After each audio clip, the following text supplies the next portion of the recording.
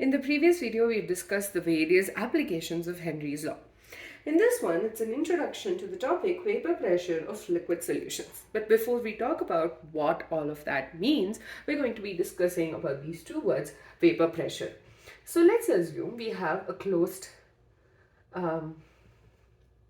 system over here, okay, with a liquid in it. Now, over a period of time, there will be an equilibrium between the liquid and the vapor, right? Now, this vapor has the tendency to exert some pressure, okay, and that is called as vapor pressure. So, the pressure exerted by molecules in gaseous phase when they are in equilibrium with the liquid is called as vapor pressure. And this is what you learned in class 11. Basically, the vapor and liquid is in equilibrium. So, the number of particles which form the vapor is equal to the number of particles that go into the liquid state. So, there is an equilibrium between these two. So, let me just, okay. So, the pressure exerted by the vapor molecules or the vapor itself is called the vapor pressure. Now, the vapor pressure actually tends to increase with increase in temperature, because when the temperature increases, the kinetic energy increases, and because of that, you have an increase in the vapor pressure. Not only that, at boiling point,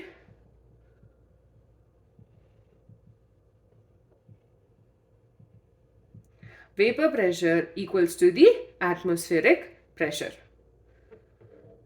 So when the vapor pressure equals to atmospheric pressure, that's considered the boiling point. But so at boiling point, basically you have the vapor pressure which is equal to the atmospheric pressure. And this is something that you learned in class 11. There's an entire video. I will link the video in the description below. I believe we've discussed that as well.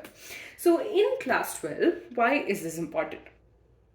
So when you have solutions, right? Solutions can consist, and I'm talking specifically about liquid solutions. So liquid solutions, they consist of, it could be a solid and a liquid, liquid and a liquid, or a gas and a liquid. So in such solutions, what will happen is one of the components is going to be considered volatile, especially in case of a solid liquid solution. Our liquid part will be volatile, and that will lead to it going to the vapor phase and there happening an equilibrium. So what we are more concerned about is, in the previous case when we studied about it in class 11, we spoke about it in terms of pure components, right? So it was just a liquid and there was an equilibrium that was present between the molecules of the same liquid, right? Liquid and the vapor. Whereas in case of solutions, there could be something else also happening. So we are trying to understand how this presence of all of these is going to affect the vapor pressure. Gas and a liquid solution was already discussed in the previous topic, that is the Henry's law itself. That was essentially a gas in a liquid solution. So we, not only that, one thing you need to remember for this chapter, we will be only considering binary solutions. Binary solutions consist of two components, that is the solid and the liquid itself. So, or the liquid and liquid. So two components, and that's what we'll be discussing. And in the next video, we are going to be talking about the Raoult's law.